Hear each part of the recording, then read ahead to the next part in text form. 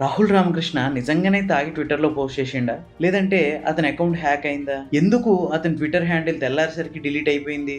ఇచ్చిన హామీలన్నీ చెత్తబుట్టల పాలైనాయి. కేసీఆర్ సార్ నువ్వు మళ్ళొచ్చి అన్నీ సెట్ రైట్ చెయ్యి అని ఆయన ట్విట్టర్‌లో చేసిన పోస్టు వైరల్ అయిన విషయం తెలిసిందే. దాంతో ఆయనకి రకరకాల బెదిరింపులు కామెంట్ల రూపంలో వచ్చినాయి. ఆ తర్వాత నుంచి ఆయన ఫోన్ స్విచ్ ఆఫ్ వస్తుంది. ట్విట్టర్ హ్యాండిల్ డిలీట్ అయింది. సరే ఇదంతా పక్కన పెడితే ఒక విచిత్రమైన విషయం ఏందంటే ఆయన తాగి ట్విట్టర్‌లో ఈ పోస్ట్ చేసిండని కొద్దిమంది ప్రచారం మొదలుపెట్టారు. రాత్రి విపరీతంగా తాగి పోస్ట్ చేసిండట.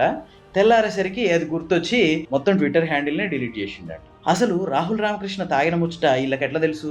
ఈళ్ళేమన్నా ఆయన తాగుతుంటే పోయి చూసొచ్చిర్రా? అరే ఇక్కడ కేసీఆర్‌ని పొగిడిండనో, రేవంత్ రెడ్డిని తిట్టిండనో ఈ విషయం అసలు పాలిటిక్స్ వద్దు. ఒక వ్యక్తి మీద ఎందుకట్లా ఒక ముద్ర ఏసేస్తారు తాగుబోతు అని? అతను తాగుబోతు పాత్రలు చేసిండు కాబట్టి తాగుబోతయిండా?